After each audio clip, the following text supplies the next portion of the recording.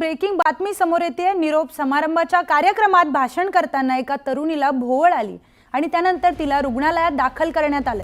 मात्र या मुलीचा मृत्यू झाल्याने खळबळ उडाली आहे। धाराशिवच्या परांडा तालुक्यातील ही घटना आहे आणि वर्षा खरात या मुलीचा इथे मृत्यू झालाय। भाषण करताना अचानक या तरुणीला भोवळ आली आणि यानंतर तिला रुग्णालयात दाखल करण्यात आलं।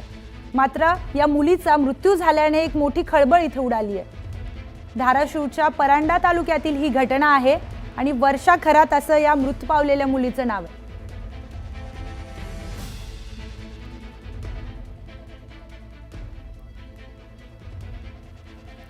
आपले प्रतिनिधी बालाजी निरफळ आपल्या सोबत जोडल्या गेलेले आहेत।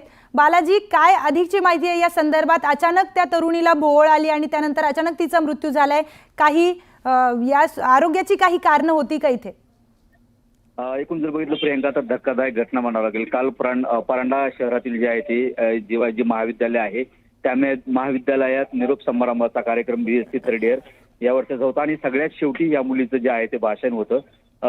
त्या भाषण करतावेळी ती मुलगी उठली, भाषण केलं 2 मिनिटात आणि भाषणावेळी जे तिला आहे ती चक्कर आली आणि चक्कर आल्यामुळं एकच धांदल जी आहे ती तिथल्या सगळ्या उपस्थित शिक्षक असतील किंवा विद्यार्थी असतील यांच्यात उडाली।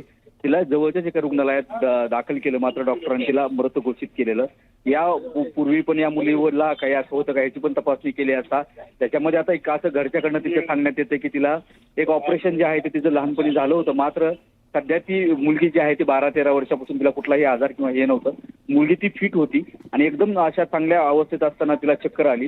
जर सध्या हल्ली बघितलं तर उन्हाचा तापमानाचा पारा जो आहे तो वाढत चाललेला आहे। 40च्या घरात जो आहे तो धाराशिव जिल्ह्यात पारा आहे, त्यामुळे कुठेतरी उन्हाचा त्रास वाढलाय आणि बदलती शरीर रचना जी आहे त्याच्यामुळं कुठेतरी या मुलीला मानसिक ताण आला आणि भाषणाचं काही थोडंसं टेन्शन घेतलं का अशी चर्चा त्या ठिकाणी सुरू आहे। मात्र ही मुलगी जी आता ती आहे ती काल मृत घोषित केल्यामुळे या सगळ्या संबंधित परिसरात जी आहे ती शोककळा पसरलेली आहे। शाळेनं दिवस देखील सुट्टी देऊन जी आहे ती या मुलीच्या याच्यावरती जे ते दुःख व्यक्त करण्यात आलेलं। मात्र हेच बघितलं तर अशा पद्धतीने मुलीनं भाषण करताना एवढ्या कमी वयात मृत्यू होणं हे खरंच दुःखदायक म्हणावं लागेल।